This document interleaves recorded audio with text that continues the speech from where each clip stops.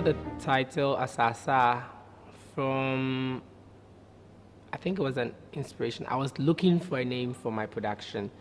Now, I had different names. I wanted to encapsulate the whole production into one title. Now, I don't have a central theme for my work because there are bits and pieces of different themes put together. So I started exploring. I had is it hodudu, which means dances in Ewe. I tried some northern names, and then one day I have this African print shorts I wear. So I was on my way to the department. I got there and someone was like, "Oh, I like your shorts." I'm like, "Yes." So I looked at the shorts again. I'm like, this is it. It's different pieces of cloth, different ones, different patches put together, sewn into one nice cloth, one nice fabric, and then I had my shorts. I'm like, this is what I want. This is Asasa. So Asasa or Nsesawa or Asasaba, the others call it Sansa. It's just bits and pieces of everything, like things you've used. Some women in the market say is the number of clothes they've worn in a month. The very expensive ones, they put the patches together, and then you can know that, oh, this is what I've worn in the whole month. So like they call their bluff, and it fitted perfectly into what I wanted. So I just picked the name up. I did a little research about it with the theater arts department, and I owned the name Asasa. All right, so today's the last day, the final performance, and I mean, we're all spent up. Let's go. We're gonna break a leg. Yeah, see you. Me too. Now, if you look at the repertoire, the dances I have there, the first dance I have is I have a French name for it called Sans Souffle, None But You. So it's just myself in a frenzy in my house with my friends who have come over, but there's this emptiness there, like I miss someone. I'm having fun, but then my mind keeps going back to the same person. So they leave, and then I'm left alone, and I remember what that person used to be. I wish that person was with me. So that has a French name. My second piece I call the prayer. Now the prayer is one piece that I put my heart and soul into it.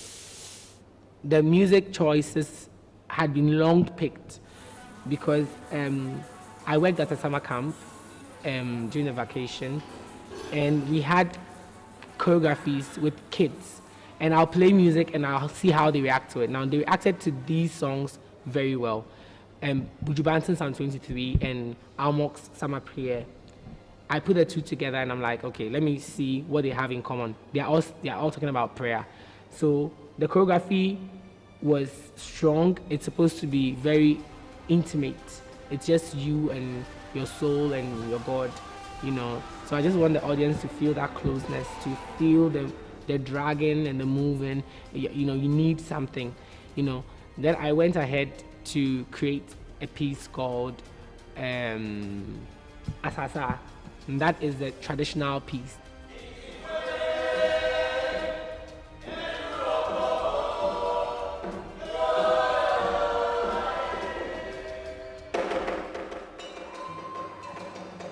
I did this production the first semester because next semester we have another production. It's a staff production. Most of the time, staff productions take too much of our time. I remember the last staff production we had was somewhere 2013. It was in Kume's Vision for One Africa. And it took us about 3 months to realize that production. We're having rehearsals like morning and evening. It's like that in the performing arts, so it's a discipline. So I just feared that next semester I might not have what I want or what I need to put my pieces together.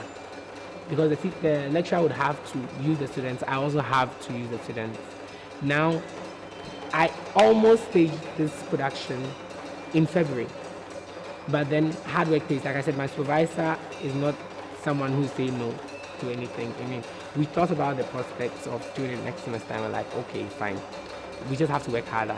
And you know, he's been like there. He's been there. So I mean, I never had a choice to say no. I'm a workaholic myself. If I'm not sleeping, no one is sleeping. That's how I am. And if I sleep, yes, then I get to sleep. So I've been very difficult on my people, but they understand, and that's the discipline in the performing arts. I think that we, we have to start making up our minds to know how to achieve things. Your circles tell how well you're going to survive it, or how well you're going to do in the future. I think I have positive people around me, so I know how to manage my time. I know how to do a lot of things. I do a lot of things, and I'm always a busybody, but I prefer it that way. That was picked from different dance forms amongst the Ghana, the Fanti, and the Ebe. So creating that piece was very interesting because it was one of our Sunday meetings. I'm like, oh, let's create an Ebe piece. We finished the first part and we liked it, so we're like, okay, let's keep it. I feel like sometimes as an artist you feel like you want to create. There are certain days that you just get up and you are in this hype. You feel like, okay, today I feel artistic, or I'm listening to this music and there's so much running through my mind. So I have that piece called Asasa, and then I have the last piece. And the last piece is Konongo Kaya.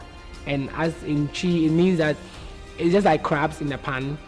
When one crab tries to get out of the pan, the rest keep pulling them down. So we have this pull him down syndrome thing, And I was talking to my supervisor, and we were thinking about a name for it. We tried some Ghana names. We wanted to use some phrases. And then I asked a good friend of mine, and I said, how do you encapsulate this into 2 words or a word? And he just said, well, can we use Konongo Kaya? So, okay, I like it. So I talked to my supervisor, and then we chose the name. I have always believed every piece is judged by its merit. And so seeing it, having the opportunity to witness it, I think that it's a good piece. And like I always say, there's always a room for improvement. And anytime he has a chance to work on it, I'm sure it will become better than it was. But in general, I think it was a good piece and a good performance. I think the cast and the crew has all showed up. But still, like I say, there's still more room for improvement. We've known Jason always to be very strong and very expressive, but even just in terms of the length and the size of the piece, I think this is more even than we've already know he can do, because if you think just at the everything that went into this production, so whilst I always thought Jason is very strong in what he can do, and I mean not only his strength as a performer, as a dancer itself, but also in terms of the choreographies I've seen. So I can see improvement. And the last piece is freedom. The last dance was freedom, and it's a free-spirited dance. It's running around, exploring space. It has this upbeat thing. I like the music. It was used during the World Cup, but there's something, it's just the African drums. It's just the stamping, the hits, the beats, everything there. So, we created something out of it, and then, the whole thing fell into place. I think my supervisor has been a big part of the success of this production, because he just comes, he looks at the piece and is like, okay, I like it. If there's something wrong, he'll tell you. But from day one, I mean, we've had very positive energy throughout. Those who sacrifice to come, I don't know, but sometimes I send them personal message. I'm like, thank you very much, because it has not been easy. It has not been easy. But if you have a vision and you have people who help you to realize that vision, you are able to progress. Yes. I was in charge of the sound. I helped Jason to mix the tracks together. He provided most of the tracks actually. I just made the mashups, the right cues and stuff. We just put everything together and it was on point. When we started doing this piece, of course we had problems here and there. But with the passage of time, we realized that if we actually become one, if we bring together all our ideas, then obviously and certainly this thing would come out to be so beautiful. Asasa, I think, was a very inspiring and a beautiful dance choreography.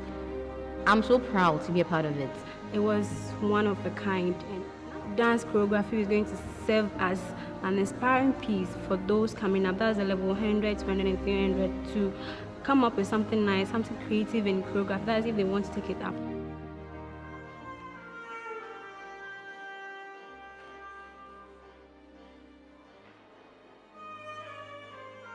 I think for the first time, things had to go the way they went. If you ask me, because it's very difficult to set